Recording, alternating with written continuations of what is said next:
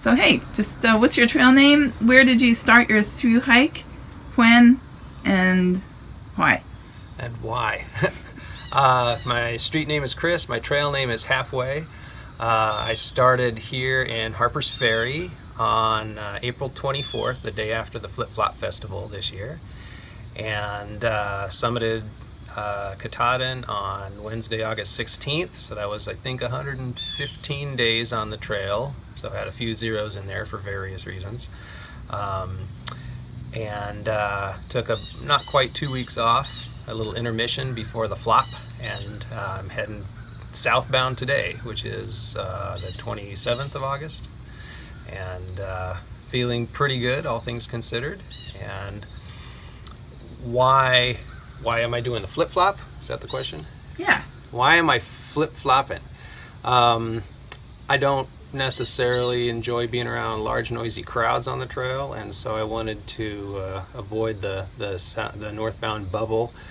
So I tried to get ahead of them by starting up here, and didn't want to have to feel rushed getting up to Katahdin, worrying about cold fall weather. So ended up getting up there in plenty of time, although it was plenty chilly and windy even in the middle of August. And now I've got plenty of time to get down to Georgia, so not feeling too rushed about that, and hopefully it'll go smoothly. And how did you feel about terrain, weather, and the social aspects of starting in Harpers Ferry when you did, kind of late April? How did that all Well, work out for it you? was great because well, this was my first ever backpacking experience east of the Rockies. And so there was some different things to get accustomed to. The humidity being one of them. You know, I'm from the desert, and you know, even now it's kind of hard to put up with the muggy days out here, but that's just me.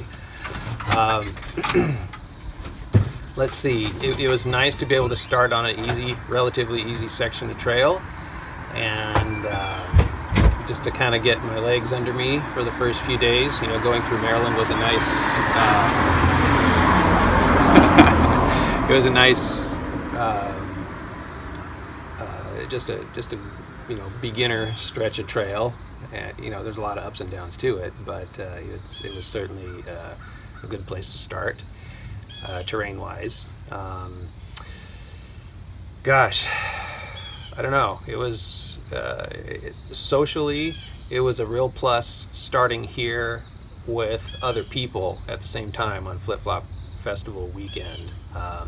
In fact, the two people that I hiked with that left with me on the same day, we ended up hiking all the way to Delaware Water Gap together, and it was a real nice little trail family. It's kind of the three amigos there, and you know, other people kind of came and went as part of our little core group, but it was nice to have that camaraderie and kind of the shared experience of getting our trail legs under us together and kind of coaching each other through the first part of the trail. That was a lot of fun and really beneficial for me, certainly, not being from around here.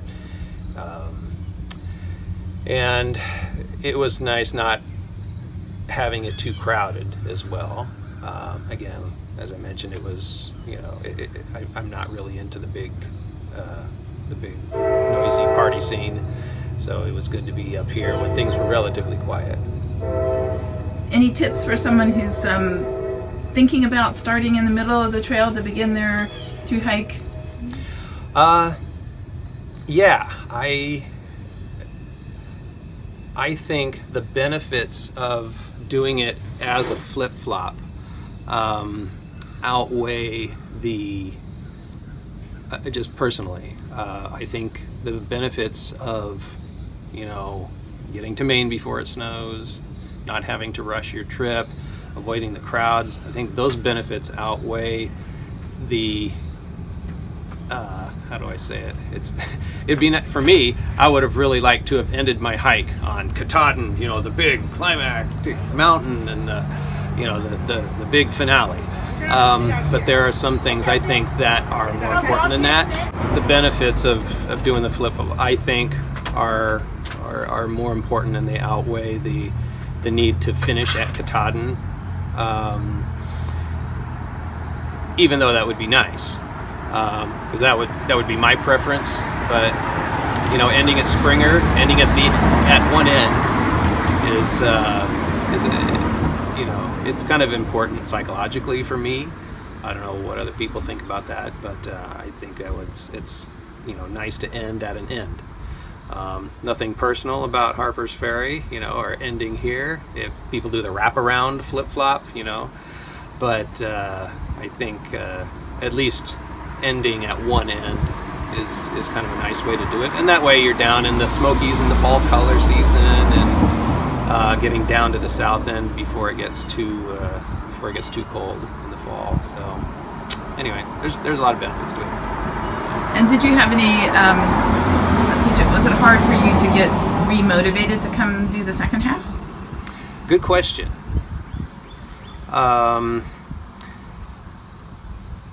Not really. I would say I'm just about at the end of my second week of intermission, my break that I'm taking. Anything more than that, I think would be a little hard, because then you start to lose your trail legs, the strength you've built up during the hike, the motivation, when you just kind of hanging out, resting, eating, recuperating, your motivation does tend to slip.